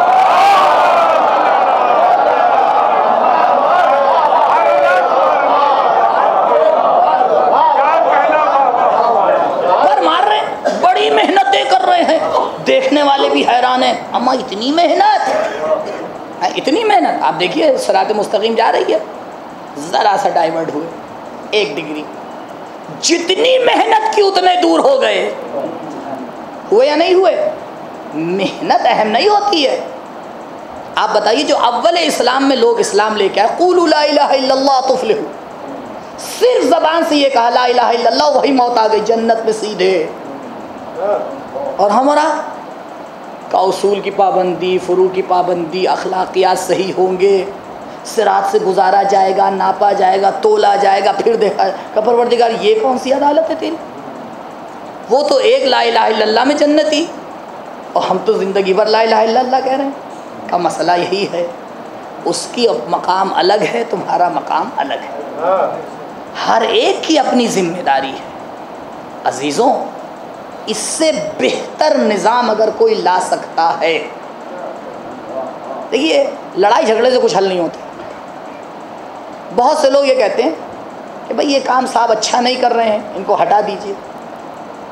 اس کا جواب یہ ہوتا ہے کہ نہیں، آپ اس سے اچھا کام کرنے والا لے آئیے، خود ہٹ جائے گا. یہ بہت بڑی غلطی ہوتی ہے. ہم فلاں صاحب نے غلطی کر دی، یہ فلاں جو ہے وہ سنبھالے ہوئے ہیں، غلطی پہ غلطی کیے جا رہے ہیں. ارے قبلہ ہم کب کہہ رہے ہیں کہ معصوم ہیں؟ آپ اس سے بہتر لے آئیے، ریپلیس کرنے کی ضرورت نہیں پڑے گی. اگر قوم سمجھدار ہے خود بخود ہو جائے گا، اور جب تک نہیں لا رہے ہو چپ چاپ اسی کو ماننا پڑے گا، چپ چاپ اسی کو ماننا پڑے. یہ سیدھا عقل کا قانون ہے، ادھر ادھر بھاگنے کی ضرورت نہیں ہے. مثالیں خوب آپ سمجھ رہے ہو، بالکل کلیئر بات کر رہا ہوں. اس لیے بہت سمجھدار بننے کی آج کے زمانے میں ضرورت ہے. اسلام نے آخری حدوں تک بیان کر دیا. آج علماء اس نتیجے تک پہنچے، شب جمعہ علماء کس نتیجے تک پہنچے کہ رات میں ناخن نہیں کاٹنا چاہیے. بڑے بزرگ آپ کو منع کرتے تھے یا نہیں؟ دیکھیے میں پہلے کلیئر کروں، یہ اسلام اور سائنس کا جو تقابل ہوتا ہے میں اس کا قائل نہیں ہوں، صاف سیدھی بات. کیونکہ اسلام سائنس سے اوپر ہے. تقابل وہاں ہوتا ہے جہاں دونوں ایک دوسرے کے پیرلر میں ہوں. جو اسلام اوپر ہے تو کوئی اوپر ہے، پھر مقایسہ نہ کیجیے. اگر کہیں آپس میں میچ نہ کرے تو سائنٹسٹ سے کہیے دوبارہ جا کے ریسرچ کر. کیونکہ جو اسلام کا نظام بنا رہے اس نے تو سائنس کو بھی بنایا، سائنٹسٹ کو بھی بنایا ہے، یہاں تو گڑبڑ ہو سکتی ہے. تو کبھی بھی اگر کوئی سائنس آ کے اسلام کی کسی بات کو تائید کرے تو بہت خوش نہ ہوا کریے، بلکہ کہا کریے یہ تو تیرا کمال ہے کہ تو نے وہی سمجھا جو اسلام کہہ رہا ہے. یہ اس کا کمال ہے کہ وہ سمجھ گیا اسلام کیا کہہ رہا ہے. اس میں اسلام کا کمال نہیں ہے. الاسلام یعلو ولا یولا علیہ، اسلام سب سے اعلیٰ ہے، کوئی چیز اس سے اعلیٰ نہیں ہو سکتی، برابر نہیں ہو سکتی، اعلیٰ تو دور کی بات ہے. لہٰذا جو ہم لوگ آج کل بہت زیادہ سوال کرنے لگے، اب یہیں پہ ایک مسئلہ اور حل کرتا چلوں بس. دیکھیے کتنے فروع دین میں ہم سے چوں چرا پوچھا جاتا ہے یا نہیں؟ یہ 2 رکعت کیوں ہوں، یہ 4 رکعت کیوں ہوں، یہ 8 رکعت کیوں ہوں، یہ ایسا کیوں ہوا، یہ ایسا کیوں ہوا، ویسا کیوں ہوا. اچھا اس کا فلسفہ کیا ہے؟ اور جہاں پوچھنا چاہیے وہاں کوئی سوال نہیں کرتا کہ ان دونوں کی صفات میں فرق کیوں ہوا، کیوں ایک نے آ کے صلح کی، دوسرے نے آ کے جنگ کی، کیوں ایک نے آ کے دعاؤں کا سہارا لیا. مولانا اس کے پیچھے کیا فلسفہ تھا؟ ذرا آپ ہمیں سمجھائیے تو ہم سمجھے ہمارا زمانہ کون سا زمانہ ہے. اگر زمانہ علی مرتضیٰ کا ہے تو اس طرح سے چپ بیٹھے رہیں. اگر زمانہ حسن مجتبیٰ کا ہے تو ہم بھی آ کے صلح کر لیں. اگر زمانہ حسین کرب و بلا کا ہے تو ہم بھی آ کے سر کٹانے کے لیے تیار ہو جائیں. اگر زمانہ زین العابدین کا ہے تو بھی ہم بھی دعاؤں کا سہارا لے لیں. بھائی اس کو سمجھنے کی ضرورت ہے، اس پہ کوئی سوال نہیں کرتا ہے. سوال یہ کیوں واجب، یہ کیوں حرام؟ کا قبلہ جس کا دین ہے اس نے واجب کیا ہے حرام. فروع دین میں کہیں چوچرا نہیں چلتا. کیوں؟ کیونکہ فروع کی باری آتی ہے اصول کے بعد. اس مسئلے کو خوب غور سے سکون سے سمجھ لیجیے 2 منٹ میں. فروع کی باری کب آتی ہے؟ جس نے اصول کو مان لیا. اب وہ فروع کو مانے گا یا نہیں؟ آپ آزاد ہیں کسی بھی اسکول میں اپنے بچے کا ایڈمیشن کرائیں، لا اکراہ فی الدین. لیکن ایڈمیشن کے بعد یونیفارم کا کلر آپ کے اختیار میں نہیں ہے. اب آپ کو پسند ہو یا پسند نہ ہو، بچہ پہنے گا وہی. یا تو علی کی ولایت سے ہٹ جاؤ، یا تو اصول کو ماننا چھوڑ دو، یا فروع جو کہہ رہے ہیں چپ چاپ اس کے اوپر عمل کرتے چلے آؤ. فروع میں بحث نہیں کی جاتی ہے. جو آگے فروع میں بحث کرے سمجھ جائیے، نہ اصول کو سمجھائے نہ فروع کو سمجھائے. یہ فتویٰ کیوں دیا؟ کیوں دیا؟ ماں بھائی وہ مجتہد ہے، سمجھ رہا ہے، اس کے پاس آیات ہیں، روایات ہیں. یا تو آپ کہیے فلاں انسان مجتہد ہی نہیں ہے، سرے سے کہہ دیجئے. اور اگر مجتہد ہے اور آپ اس کی تقلید کر رہے ہیں کہ کرنا پڑے گی، یہ بھی کوئی آپشن نہیں ہے کہ ہم سوچیں کہ تقلید نہ کریں. کیونکہ اگر تقلید نہیں کرنا ہے تو دو ہی آپشن بچتے ہیں. اگر تقلید نہیں کرنا ہے کسی کو تو کوئی مسئلہ نہیں، کوئی زبردستی نہیں ہے. دو آپشن اور اس میں سے عمل کر لے. پہلا آپشن یہ خود مجتہد بن جائے، یا خود مجتہد بن جاؤ. ہم اردو کی کتاب تھما دیں گے تو سیدھا اڑتا نہیں سمجھ پاؤ گے. چلیں مجتہد بننے، یہی نہیں پتہ ہوتا الف یوں لکھا جاتا ہے، یوں لکھا جاتا ہے، جبکہ الف ادھر سے دونوں طرف سے ایک ہی ہوتا ہے. چلیں مجتہد بننا، کہا چلو مجتہد نہ ہو. کہا اور کوئی آپشن ہے مولانا؟ وہ بتائیے. کہ جی ایک آپشن اور ہے، حد تک تو پہنچا دیں. کا ایک آپشن اور ہے. کہا کیا؟ احتیاط پہ عمل کریے. کہا یہ کیا ہوتا ہے؟ کہا پتہ ہے کیا ہوتا ہے؟ ٹرین سے اترے، رات کے اندھیرے میں قبلے کا نہیں پتہ کدھر ہے، چاروں طرف پڑھیے 7 رکعت ادھر 7 رکعت ادھر 7 رکعت ادھر.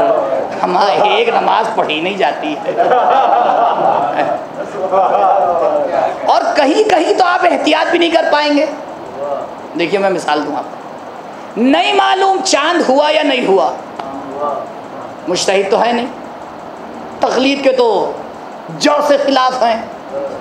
کیوں؟ کیونکہ وہ اسلام کو بچا رہی ہے. سیدھی سی بات ہے کہ بھیا اسی پہ تو تشیع بچی ہوئی ہے.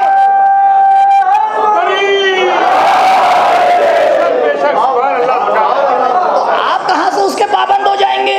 کیونکہ بھائی آپ پابند ہو جائیں گے شیطان نہیں بن جائے گا. تو آپ کو تو کھلا ہی چھوڑا رکھا رہا. وہ اسے رمضان کے شروع میں بند کیا جاتا ہے، لیکن پھر ہم اس کو کھول دیتے ہیں. اب کوئی دوسری رمضان کو کھولتا ہے، کوئی تیسری کو کھولتا ہے. یہ تو اپنا اپنا کون کب کھول دے. اللہ میاں نے کہا میں بند کرتا ہوں، اس کے آگے نہیں کہا. دیکھ لی خطبہ شعبانیہ میں آپ دیکھیں، خطبہ شعبانیہ کیا کہہ رہا ہے؟ خطبہ شعبانیہ اصول کہہ رہے ہیں کہ شیطان اس مہینے میں باندھ دیا جاتا ہے. وہ باندھ دیا، آپ نے کھول دیا. کیونکہ ہم لوگ کا تو یہ پروردگار تو اپنی کر، ہم اپنی کریں گے. یہ مسئلہ ہے بڑا اچھا. خیر تو تقلید تو کریں گے نہیں، وہ تو بہرحال ایک بڑا مسئلہ ہے. تو بھئی احتیاط کیجیے. کہا اچھا چاند ہوا یا نہیں ہوا؟ کیا پتا بھائی چاند ہوا یا نہیں ہوا. اچھا ٹھیک ہے. کہا دیکھیے مسئلہ واجب اور حرام میں پھنس گیا. اگر چاند ہوا ہے تو روزہ رکھنا حرام، اور چاند نہیں ہوا ہے تو روزہ رکھنا واجب. اب آپ کیا کریں گے؟ آدھا دن روزہ رکھیں گے، آدھا دن نہیں رکھیں گے. یہی تو کچھ کرنا پڑے گا. یہاں پہ احتیاط کیسے کریں گے؟ اگرچہ یہاں پہ بھی علماء نے احتیاط کا راستہ بتایا ہے، لیکن جنہیں نہیں پتہ ہے دیکھو وہ پتہ لگا پاتے ہیں یا نہیں کہ کیسے کریں گے. ہم چھوٹے مسئلے میں احتیاط کا پتہ نہیں لگا پا رہے ہیں، چلیں احتیاط کرنے. سفر پہ گئے، نہیں سمجھ میں آیا کہ نماز یہاں قصر ہے یا پوری. احتیاط کیجئے. کیا ہوگا احتیاط؟ پوری بھی پڑھیے، قصر بھی پڑھیے. کچھ روزے چھوٹے ہیں، کا احتیاط کیجئے. کہا شاید 10 چھوٹے ہیں لیکن لگ رہا ہے 12 چھوٹے ہیں. احتیاط یہ 12 رکھیے. اور جو تقلید کر رہا ہے مجتہد کہے گا 10 رکھیے. مجتہد کہتا ہے جو کم والا ہے وہ رکھیے. قبلہ کچھ نمازیں قضا ہو گئی ہیں. کہا کئے دن کی قضا ہیں؟ شاید 5-6 دن کی قضا ہیں. کہا 100% یقین ہے؟ کہا نہیں ہو سکتا ہے 10 بھی ہو. کہا احتیاط کرتے ہیں 10 دن کی پڑھیے. اور جو تقلید کر رہا ہے وہ مجتہد کا جو کم والا ہے وہ پڑھ لو، باقی ہم ذمہ دار ہیں.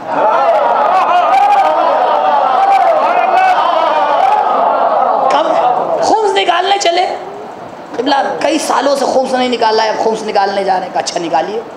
کہا نہیں سمجھ میں آ رہا ہے، 50,000 روپے بن رہا ہے، 70,000 روپے بن رہا ہے. احتیاط کرتے ہیں 70,000 نکالیے. مجتہد کے پاس پہنچے، کہا نہیں سمجھ میں آ رہا ہے، کم سے کم 50,000 تو ہے، زیادہ ہو سکتا ہے کہ 50,000 دے تو باقی کی ذمہ داری ہماری ہے. تو یہ بتائیے تقلید میں آسانی ہے یا مشکل ہے؟ کیا کہنا، واہ واہ واہ۔ مقام معظم رہبری آیت اللہ خامنہ ہی فرماتے ہیں، جملہ بڑا پیارا ہے، سنیے۔ کہتے ہیں آج کے زمانے میں احتیاط کرنا خلاف احتیاط ہے۔ غور فرمائیے، احتیاط کرنا خلاف احتیاط ہے، کیونکہ احتیاط میں اتنا وقت ضائع ہو جاتا ہے کہ انسان اپنی عملی زندگی سے رہ جاتا ہے۔ کپڑا دھونے چلے، اتنا دھوئیں گے کہ کپڑا پھٹ جائے گا، احتیاط۔ انگلی پاک کرنے گئے تو غسل کر کے باہر نکلے، احتیاط۔ کہاں تک احتیاط کریں گے؟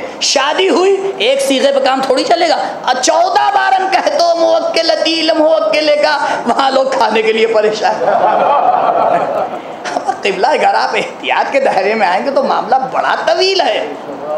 تو مجتہد آپشن 0، احتیاط کا آپشن ختم، بچا کیا؟ تقلید ہی تو بچی۔ اب اگر آپ پاس اسلام کا کوئی نیا راستہ ہے اور آپ ریسرچ کر کے اتنے بڑے بن گئے ہیں کہ آپ نے کوئی چوتھا راستہ بھی نکال لیا، تو بسم اللہ، ہم حاضر ہیں مباحثہ کرنے کے لیے، آتش لے آئیے، آپ آئیے، ذرا ہم بھی سمجھیں۔ لیکن مسئلہ یہ ہو جاتا ہے، کٹ حجتی سے کچھ حل ہونے والا نہیں ہے، سمجھداری سے بیٹھ کے حل کرنے کے مسائل ہیں۔ عزیزوں، اب تو ہمیں سمجھ لینا چاہیے، کل میں نے عرض کیا تھا آپ کی خدمت میں کہ دین کتنا مظلوم ہے۔ ہم ہر چیز کو سالو کرنے کی کوشش کرتے ہیں سوائے ایک مسئلے کو۔ اگر کوئی دینی مسئلہ ہے، اما چھوڑیے، ان کو کرنے دیجیے۔ کیوں کرنے دیں؟ اس کے کرنے سے میرا دین بدنام ہو رہا ہے، کیوں چھوڑ دے بھائی؟ ہم سب ایک کشتی پہ سوار ہیں، وہ سوراخ کر رہا ہے تو ہم بھی ڈوبیں گے۔ ترک کرنے والی چیز نہیں ہے، یہ سمجھنے والی چیز ہے۔ ایک کوئی بے بہرا ہو گیا، پہلے اس کو سنبھالیے، 4 کو اور بگاڑے گا، 4 کو اور بگاڑتا ہے پورا دین اور اسلام کا۔ آج دیکھ لیے کیا ہوتا ہے سوشل میڈیا پہ، ہو کیا رہا ہے آج سوشل میڈیا پر؟ وہ لوگ ہمیں سمجھا رہے ہیں جنہیں 1400 سال سے ہم سمجھا رہے تھے، جنہیں 1400 سال سے ہم سمجھا رہے تھے، وہ اب ہمیں سمجھانے لگے۔ کیوں؟ کیونکہ ہمارے کیا کچھ ایسی حرکتیں ہونے لگی۔ اور یہ جو ممبر ہے جس پہ کوئی خود سے نہیں آتا، کل میں نے عرض کیا تھا آپ سے، اس پہ ایسو کو بھیج دیا گیا ہے، بس کیا بتاؤں میں آپ کی خدمت میں۔ ابھی ہم نہیں سمجھ پا رہے ہیں کہ مصیبت کس حد تک آ گئی ہے۔ یہ مصیبت بالکل کربلا والی مصیبت ہے، کچھ فرق نہیں ہے۔ کیوں؟ کیونکہ وہاں بھی اسلام بیچا جا رہا تھا، یہاں بھی بیچا جا رہا ہے، اور یہ اس سے بڑھ کر ہے، وہاں غیر بیچ رہے تھے، یہاں اپنے بیچ رہے ہیں، یہ اپنے بیچ رہے ہیں۔ آپ دیکھیں آج بھی دنیا یہی کہتی ہے مسلمانوں نے حسین کو قتل کیا۔ کیوں؟ کیونکہ دشمن بڑا سمجھدار ہے، غیر کو پہلے اسلام کا لباس پہنایا، پھر حسین کو شہید کروایا۔ آج بھی یہی کیا جا رہا ہے، غیر کو شیعہ کا لباس پہنایا جا رہا ہے، تشیع کو شہید کیا جا رہا ہے، اور ہم اور آپ بیٹھے رہتے ہیں۔ ہو رہا ہے، ہونے دیجئے، کل خدا کو جواب دیجئے گا۔ کیونکہ اگر ایک معاشرے میں کوئی غلطی ہوتی ہے، پروردگار پورے معاشرے سے جواب لیتا ہے۔ قیامت کے دن سب یہی کہیں گے، پروردگار اس نے غلطی کی تھی، ہم سے کیا مطلب؟ کہا تم سے یہ مطلب کہ تم دیکھ رہے تھے، امر بالمعروف نہیں کر رہے تھے۔ امر بالمعروف ضروری ہے۔ انما خرجت لطلب الاصلاح فی امت جدی، میں نے نانا کا مدینہ اس لیے نہیں چھوڑا ہے کہ تم کالا لباس پہن کے فقط آنسو بہاتے رہو، میں نے نانا کا مدینہ اس لیے چھوڑا ہے تاکہ میں اپنے امت کی اصلاح کر سکوں۔ مولا اصلاح کیسے ہوگی؟ اريد ان امر بالمعروف وانہی عن المنکر، میں نے یہ ارادہ کیا ہے کہ اچھائیوں کو پھیلاؤں، برائیوں کو روکوں، چاہے حسین کا سر قلم ہو جائے۔ عزاداری یعنی حسینیت۔ اگر نقش قدم حسین پر چل رہے ہیں تو سچے عزادار ہیں، اور چاہے کچھ بھی کر لیں، مقصد حسین پورا نہ ہو، صرف دکھاوا ہے اور کچھ نہیں، صرف دکھاوا ہے۔ مولا وصیت کس کے لیے کر کے گئے ہیں؟ ہمارے اور آپ کے لیے تو کر کے گئے ہیں. یہ وصیت سونے کے حروف سے لکھ کے ٹانگنے کے لیے ہے. ابھی تو کتابوں سے باہر نہیں آ رہی ہے یہ وصیت. انما خرجتو، انما خرجتو کل میں نے اشارہ کیا تھا کہ یہ انما وہی انما جو آئے تطہیر کے اندر ہے. قبلہ ٹوکنا سیکھیے، روکنا سیکھیے. آج ایک بار ٹوکیں گے مسئلہ حل ہو جائے گا، کل 100 ٹوکیں گے مسئلہ حل نہیں ہوگا. آج ایک انسان آگے بڑھ کے ٹوکے گا، 4 غلطیاں رکیں گی، کل پورا محلہ جمع ہو جائے گا، نہیں روک پائے گا. اگر غدیر کو مان لیا ہوتا کربلا ہوتی. کربلا کب ہوئی ہے؟ سن 61 ہجری میں کربلا نہیں ہوئی ہے، کربلا سن 11 ہجری میں ہوئی ہے. نہ 11 ہجری میں کچھ لوگ چپ بیٹھتے، نہ 61 ہجری میں حسین کا خیمہ جلتا. آخری بات، معاشرہ 3 حصوں پہ تقسیم ہوتا ہے، 2 پہ نہیں. ہم حق اور باطل میں تقسیم کر دیتے نہیں. آگا معاشرہ 3 حصوں پہ تقسیم ہوتا ہے. ایک حصہ حق کے طرفدار، دوسرا حصہ باطل کے پرستار، تیسرا حصہ اندھے گونگے بہرے. چلیے 11 ہجری میں چلیں، تاریخ کا مطالعہ کیا کہ یا علی کتنے لوگ تیار ہیں آپ کی مدد کے لیے؟ سر کٹانے کو کتنے تیار ہیں؟ کہ 6 یا 7. مولا کے گھر میں سے زیادہ تھے؟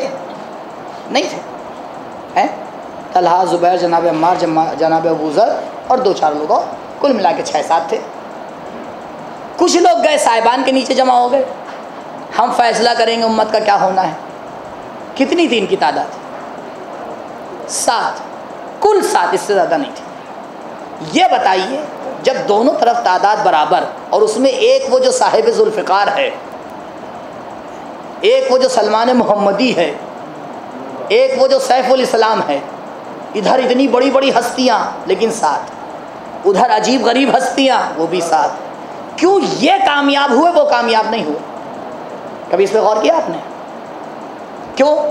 کیونکہ ان 7 اور 7 کو چھوڑ کے باقی سب تھے چپ. حق اور باطل کے بیچ میں کوئی تیسرا راستہ نہیں ہوتا ہے. اگر حق کا طرف نہیں لوگے، اگر حق کی طرف داری نہیں کرو گے تو مجبوراً تمہیں باطل میں ہی شمار کیا جائے گا.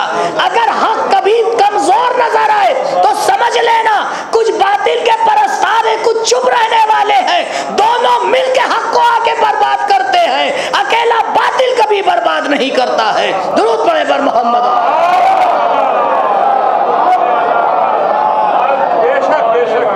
اس میں کب اتنا دم تھا؟ ان میں کب اتنا دم تھا کہ آگے مولا سے کہہ دیتے کہ نہیں ہم چنیں گے آگے؟ کیونکہ جو بیچ والا طبقہ تھا، معمولاً معاشرے میں وہ طبقے کی تعداد کوانٹٹی بڑی زیادہ ہوتی ہے، بہت زیادہ ہوتی ہے، اور یہی مسئلہ رہتا ہے کہ حق کامیاب نہیں ہو پاتا کیونکہ اس کو سپورٹ چاہیے. سپورٹ کرنے والے کتنے ہوتے ہیں؟ سپورٹ کرنے والے کو تو ذوق ہی ہمارے معاشرے میں عجیب ہے کہ جو اوپر جائے گا اس کی تعریف کریں گے. یہ معجزہ میں آپ کے سامنے پڑھ چکا ہوں یا نہیں؟ معجزہ ہندو ہمیں سمجھ میں نہیں آتا ہے کہ ہم لوگ کے لیے معجزے کیوں ہوتے ہیں. پچھلے سال پڑھ چکا ہوں، اس کے اوپر یاد ہوگا آپ کو، اب چھیڑنا نہیں. ہمارے کیا دیکھیے معجزہ کیا ہوتا ہے. ابھی میں آیا یہاں بیٹھا ہوا تھا، کوئی آتے صاحبزادے مجھ سے کوئی سوال پوچھتے کہ مولانا یہ سوال بتا دیجیے. میں بتاتا، اگر سوال کا جواب غلط ہوتا تو وہ کیا کرتے؟ مولانا غلط بتایا آپ نے. یعنی اتنا سمجھ میں آ رہا ہے کہ مولانا معصوم ہے یا نہیں ہے؟ نہیں ہے نا. اچھا اب معجزہ دیکھیے. 1 2 بہت سے بہت 3 سیڑھی اوپر آئے، آتے گئے معصوم بنتے گئے، کیونکہ ہم نے یہ طے کر لیا ہے اوپر جا کے جو پڑھیں گے اس کی تائید کرنا ہے. اما جتنی دیر پڑھ رہے ہیں چلو ٹھیک ہے، چپ چاپ بیٹھے رہے، پڑھنے کے بعد کیا ہوگا؟ کہا نہیں ممبر. آپ پوچھیے، جب کوئی پوچھ کے آتا ہے کوئی غلط بات ہوتی ہے، کس نے پڑھی؟ ارے مولانا نے ممبر سے پڑھی ہے. تو پتہ ہی چلا ہر ممبر رسول بن گیا. قبلہ شام میں بھی ممبر تھے, شام میں بھی تو ممبر تھے, کیونکہ شیطان وہیں سے آتا ہے جہاں سے ہدایت ہوتی ہے. تو یہ نہ طے کر لیے کہ جو بھی ممبر پہ آ گیا, جو بھی بیان کر دیا بالکل صحیح ہے. سراسر سمجھدار بنیے, دیکھیے کیا ہو رہا ہے معاشرے میں, کیا بیان کیا جا رہا ہے. اگر بیان کرنے والا اہل بیت کی شان میں اور اہل بیت کے مرضی کے مطابق بیان نہیں کر رہا ہے, کم سے کم اترنے کے بعد آپ ایک جملہ پوچھ تو سکتے ہیں کہ مولانا یہ بات آپ نے کہاں سے پڑھ دی, یہ مصائب آپ کہاں سے لے آئے, یہ مسئلہ آپ نے کہاں سے چھیڑ دیا. تب اوپر جانے والوں کو بھی احساس ہوگا کہ سوچ سمجھ کے پڑھنا ہے, جو بھی منہ میں آیا نہیں بولنا ہے. جب تک یہ نہیں سدھرے گا معاشرہ نہیں سدھرے گا. پیغام یہیں سے جاتا ہے, آپ دیکھ لیجئے, اور جتنا پیغام ہم لوگوں کے درمیان جاتا ہے کہیں نہیں جاتا ہے. جاتا ہے نہیں جاتا نا, بس ربط مسائل. ایک انسان ہے جس کے ہمارا آپ بہرحال ایک حد تک کی تعریف کرتے ہی ہیں, کہا اس نے پورے ہندوستان کو بدل دیا, انقلاب لے آیا. کہ اچھا یہ بتاؤ وہ اہل بیت کی کتنی معرفت رکھتا تھا. ایک جملہ اس سے نقل کیا جاتا ہے کہ بھئی امام حسین کے بارے میں انہی نے ایک چیز کہی ہے, کیا کہ میں جو ہندوستان میں انقلاب لایا ہوں یہ میں نے درس کہاں سے لیا ہے, کربلا سے. بھئی یہی ایک جملہ تو نقل ہے, اس کے علاوہ کیا ہے, کچھ نہیں. جو اہل بیت کی معرفت تھی ان کو تھی. سیدھی سیدھی بات کروں, وہ ڈریے نہ, آپ پریشان نہ ہوئیے. ہاں یہاں پہ کوئی حملہ نہیں ہونے والا ہے. ہاں جو بھی ہوگا میرے اوپر ہوگا, آپ بالکل سیکیور ہے کیونکہ پڑھ میں رہا ہوں. ہیں یا آپ کے کہہ سکتے ہیں بہت بڑے وہ مفسر قرآن تھے, یا بہت بڑے اہل بیت کے جانے والے تھے, نہیں تھے نا, کچھ نہیں تھا نا ان میں سے. کیا تھا, ایک جملہ, اللہ. ایک جملہ تھا, لیکن اس جملے کو سمجھا. جب ایک انسان تعلیمات اہل بیت سے ایک جملے کو سمجھتا ہے تو ایک ملک میں انقلاب لاتا ہے. اور ہم اور آپ پورا قرآن موجود, تفاسیر موجود, اہل بیت موجود, کردار موجود, مجلسوں پہ مجلسیں موجود, درس پہ درس موجود, سب کچھ موجود. اپنے کو نہیں بدل پا رہے ہیں تو انقلاب کیا لے کے آئیں گے.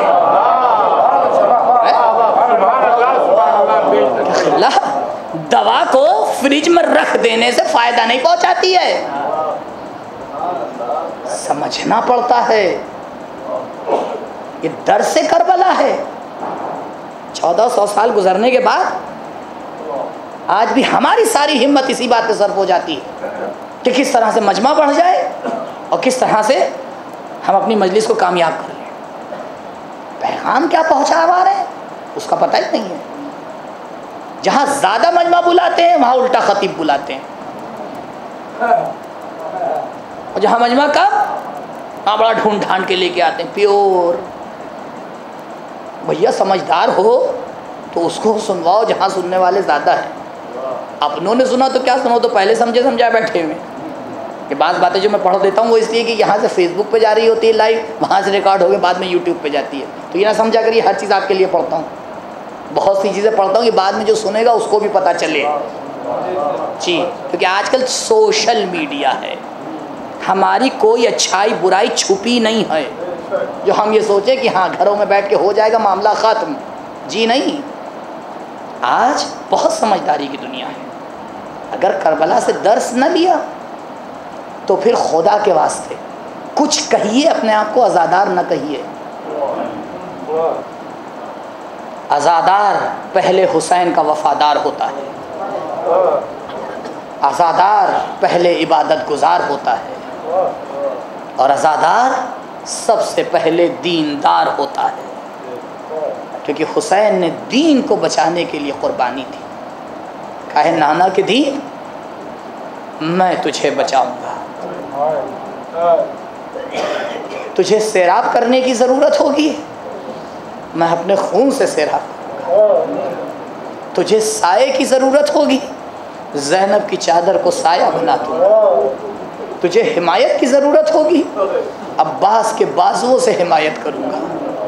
تیرے سینے کو طاقت کی ضرورت ہوگی، علی اکبر کا سینہ تیری حمایت آ کے کرے گا۔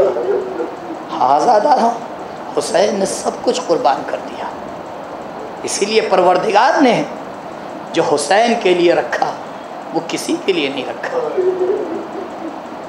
امام آواز استغاثہ بلند کرتے ہیں، حل من ناصر ینصرنا، یہ صدائے امام ہے، آج بھی آ رہی ہے۔ علامہ شوستری بہت بڑے خطیب شام غریبہ میں منبر پہ گئے، اس کو خوب صحیح سے سمجھیے، شام غریبہ میں منبر پہ گئے، مجمع جمع، شام غریبہ کا ماحول آپ جانتے ہیں، صرف ایک جملہ کہا، جلے ہوئے خیموں کی بو آ رہی ہے، ایک جملہ کہا۔ کیوں؟ کیونکہ انسان جب تصور کر لیتا ہے تو بات ختم ہو جاتی ہے۔ ابھی تک حسین کی آواز استغاثہ آ رہی ہے، حل من ناصر ینصرنا۔ ہاں عزیزوں، وہ کربلا کا حسین تھا، آج ہمارے زمانے کا حسین ہے جو پردہ غیب میں آواز دے رہا ہے، حل من ناصر ینصرنا۔ ارے کوئی ہے جو مجھے میری غیبت کو ختم کر پائے، ارے کوئی ہے جو سچا آزادار آگے بڑھے، ارے مولا آئیے، ہم نے انتظام پورا کر لیا ہے۔ جزاکم ربکم خیر الجزا۔ ہاں جب حسین نے آواز استغاثہ بلند کی تو ایک مرتبہ خیمے میں کوہرام مچ گیا، حسین تشریف لائے، بہن زینب، ارے یہ کوہرام کیسا ہے؟ حسین ابھی زندہ ہے، بھیا علی اصغر نے اپنے آپ کو جھولے سے گرا دیا ہے۔ اللہ اکبر، وہ بچہ جو غشی کی عالم میں تھا کس طرح سے حسین کی آواز میں لبیک کہہ رہا ہے۔ ہاں زادارو ہمیں بتا رہا ہے کہ جب مولا آواز دے تو اگر بے ہوش بھی ہونا تو جواب دینا تم پر لازمی ہے۔ لاؤ میرے علی اصغر کو میرے حوالے کر دو۔ حسین نے علی اصغر کو لیا، رن کی طرف چلے، علماء فرماتے ہیں ابا کا سایہ کیا، یہ ننھا سا لال کربلا کی دھوپ میں کہیں یہ پھول مرجھا نہ جائے۔ حاضرارو، حسین کو علی اصغر کو لے جانے میں بڑی مشکل ہوئی، کیونکہ آج تک حسین نے کسی سے کوئی سوال نہ کیا تھا، ارے آج حسین سوال کرنے جا رہے ہیں، لیکن اس سے زیادہ مشکل تب ہوئی جب حسین علی اصغر کو لے کے آ رہے تھے۔ آپ نے اعمال عاشورہ میں دیکھا، انا للہ و انا الیہ راجعون، ہم اسی مولا کے عمل کو دہراتے ہیں۔ ارے جب حسین کے ہاتھوں پر بے شیر کا لاشا ہے، قدم آگے بڑھاتے ہیں، انا للہ و انا الیہ راجعون۔ ایک مرتبہ حسین در خیمہ پہ پہنچے، آواز دی، رباب آؤ اپنی امانت کو لے جاؤ۔ ماں سے پہلے اور ایک بچی پہنچی، بابا علی اصغر کو سیراب کر دیا، سکینہ پیاسی رہ گئی، بس یہ سننا تھا۔ حسین کربلا کی زمین پر بیٹھے، ردا کا دامن ہٹایا، ایک ماں نے دیکھا، آواز دی، بیٹا امثلو کا ینہر، کیا تجھ جیسے بھی کربلا میں شہید کیے جاتے۔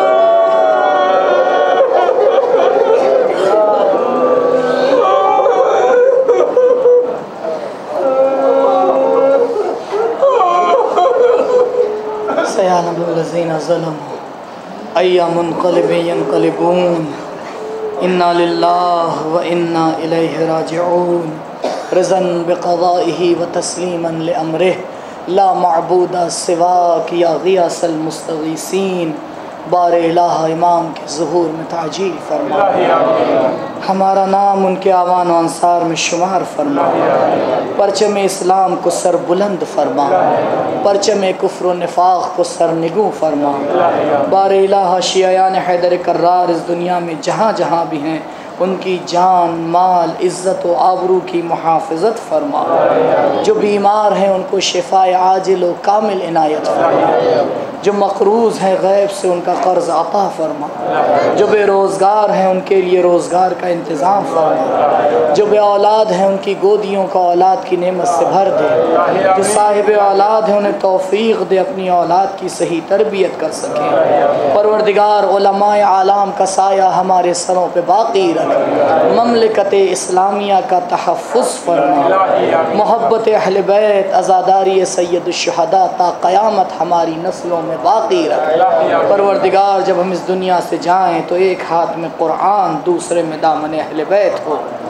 بار الہ ہماری پہلی اور آخری دعا یہی ہے، امام کے ظہور میں تعجیل فرما، ہمارا نام ان کے آوان و انصار میں شمار فرما۔ ربنا تقبل منا انک انت السمیع العلیم۔ ماتم حسین۔